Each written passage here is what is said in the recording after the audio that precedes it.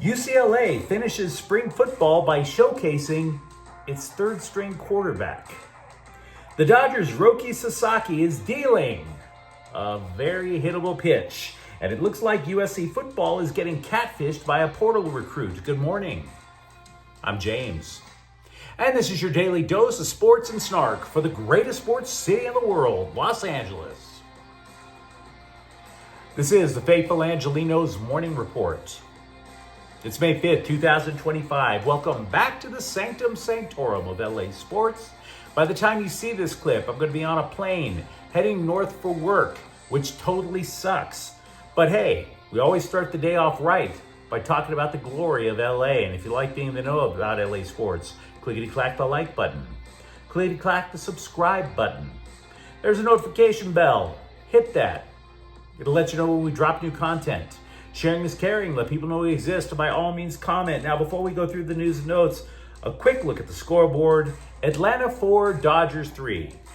All hail the Atlanta Braves, avoiding getting a sweep by the Dodgers for their entire season of games. The Braves finally eked one out. Well done, fellows. Well done. Now go out and buy yourself some teeth.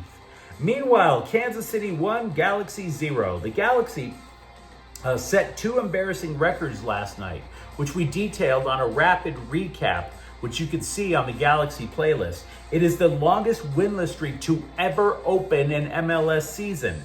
And Sporting won the match without taking a single shot. Good Lord. And by the way, the Dodgers will be playing at Miami, I should say, at 3:40. What do you say we get to the news? Now, you may have wondered about UCLA's spring practices for football and what transfer quarterback Nico Iamaleava did. And the answer is nothing. Not a damn thing. Not unless, of course, the Bruins broke the rules, which nobody would admit to, and I'm damn sure not accusing them of doing it. Nothing. See, Iamaleava is prohibited from practicing until he completes his classes over at Tennessee.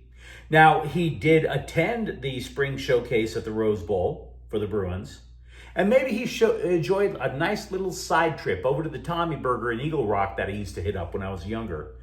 But Iamaleava, again, can't report to the team until the end of June, which means he is going to get a crash course in the new offense. Said Bruins coach Deshaun Foster, quote, "He's played quarterback at a high level. When you're switching teams, it's not the hardest thing to do. It's mostly just figuring out what we call something that they already called. It's not like we really have to teach him a whole new playbook. It's more of him figuring out the calls and what we call something that he already had," unquote. Now that's a big word salad. One that'll be sure to clean out the colon. So much salad. Look, the upshot is this. Same plays, just different terminology. That's the point.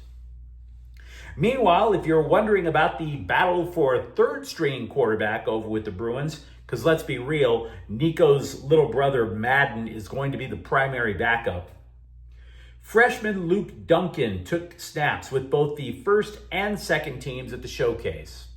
All the snaps, throwing until his little arm got tuckered out, because Lord knows he's going to have an entire year before he gets to throw a football again. The Bruins, by the way, in possible good news, they landed tight end Jake Renda from the transfer portal. The guy played for Pittsburgh. Now, honestly, I don't think this guy's going to make that much of an impact. Could be wrong, but he's only caught 2 passes in his entire career. So we'll have to see. Maybe it's just a brand new system that'll unleash the tight end within. And by the way, speaking of the transfer portal, former UCLA cornerback Christian Dunbar Hawkins has transferred to North Carolina. Pro tip, do yourself a favor. Don't hit on the coach's 24-year-old scorch cake girlfriend, my dude. You can read all about that in my new self-help book, by the way. Don't hit on your boss's scorch cake girlfriend who is less than a third his age.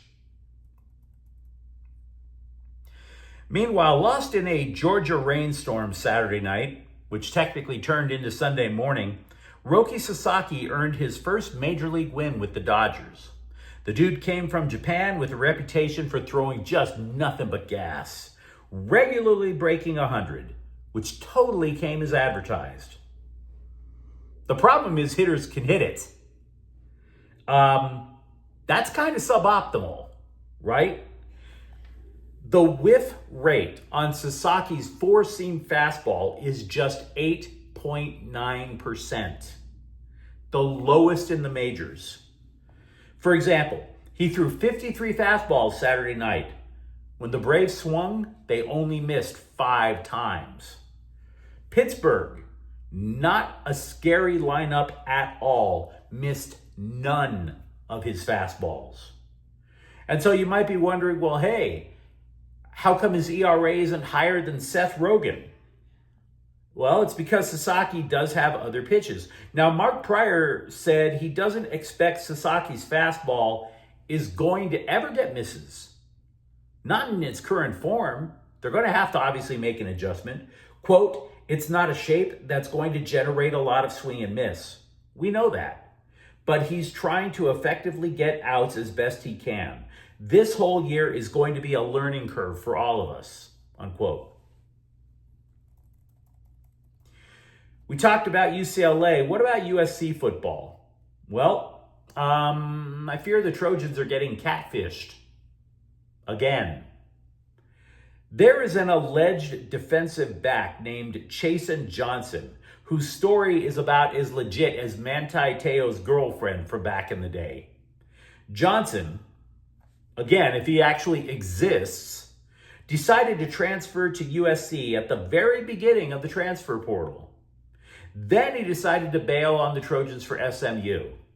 Then he changed his mind and returned to Central Florida. Now he's coming back to USC, if he even exists. Now, Johnson allegedly played 12 games as a freshman for the Knights before he turned to his true calling, scamming football programs from sea to shining sea by leading them on with a fake persona. The Trojans will not be making many impact moves in the portal if Lincoln Riley is to be believed. So it seems like it's either this guy, again, I don't know if he exists, or nobody. Speaking of USC, because there's been just so much change going on in the basketball program that I actually just want to give this a little shot. Just a shot.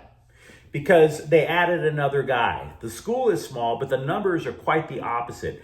Guard Jordan Marsh. He's transferring from UNC Asheville to USC. And Marsh averaged just shy of 19 points per game. So, to be clear, he's a speed guy. And he has to be, because he's 5'10". You got to get a shot off one way or another. It may as well be by beating somebody to the point of attack. The Trojans currently have 5 guards and a roster of 11. And to be honest with you, the reason I wanted to hit pause on USC basketball here is because at some point we have to decide if USC has actually gotten better. Because once again, they've had to build their program completely from scratch.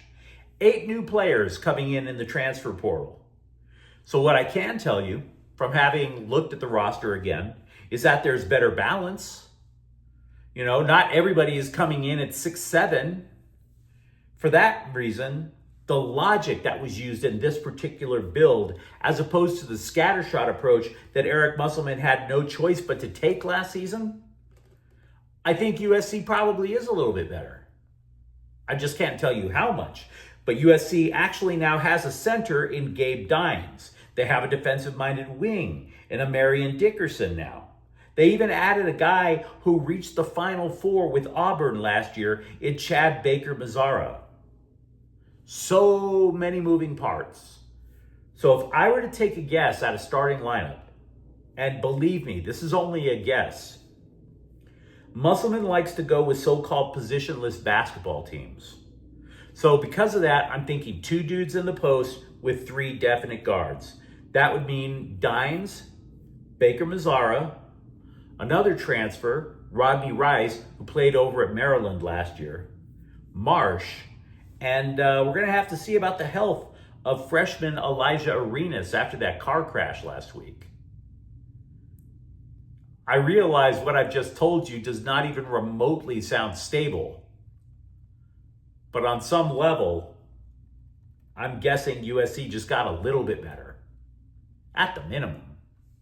But you let me know what you think in the comments thread. Talk to me, for example, about the state of UCLA football if their starting quarterback doesn't even get a chance to look at the playbook yet. And for that matter, Roki Sasaki hitting the straightest fastball in Major League Baseball. How soon can he actually change and get hitters to swing and miss? And if you enjoyed the content, don't forget to subscribe to Faithful Angelenos. We're talking LA sports every single day here. Thank you for watching. I'm James. We'll be back tomorrow. Faithful Angelenos is a Kian Corte El Queso production. Take care.